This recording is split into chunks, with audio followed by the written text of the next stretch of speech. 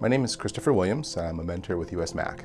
So I've been working in Silicon Valley for about 25 years. Projects I've worked on have ranged from B2B, software, B2C, consumer electronics. I've done work with Apple, with Ford, Facebook, Oculus, worked with Google Glass. I did the solo drone project from napkin sketch all the way through retail. One of my favorite achievements was doing off-grid solar utility in Haiti. So we went to rural Haiti to try and figure out a way to bring a utility service to the top of the mountain where there's never been electricity. And that was pretty amazing because it's a life-changing project.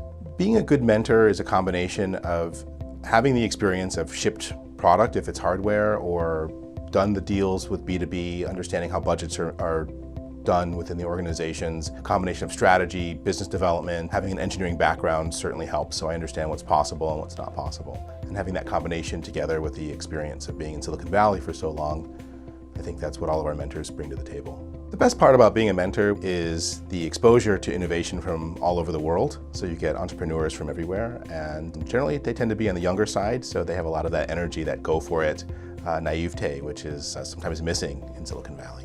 My experience working with Japanese startups has been quite fantastic. I've done two, Borderless and Mamorio, both of which were quite sophisticated and far along in their product development. And they both had a tremendous willingness to learn about the US market and made changes very rapidly while in country. There's been a tremendous amount of growth in that sector coming out of Japan, and the startups generally tend to be quite sophisticated and far along in their development before they even come to the US.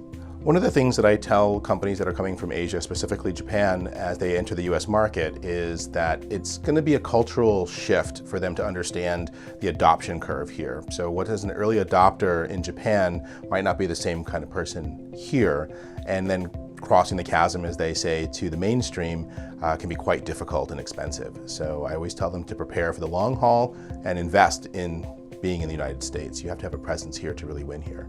Any company that's looking to do the JETRO program, the advice I would give to them is to really set expectations for what success looks like before you come. And that way you share that with your mentor. We can work with you to make sure that you get the most out of your trip while you're here. I've really enjoyed working with the two startups from JETRO so far, and I'm very much looking forward to working with more.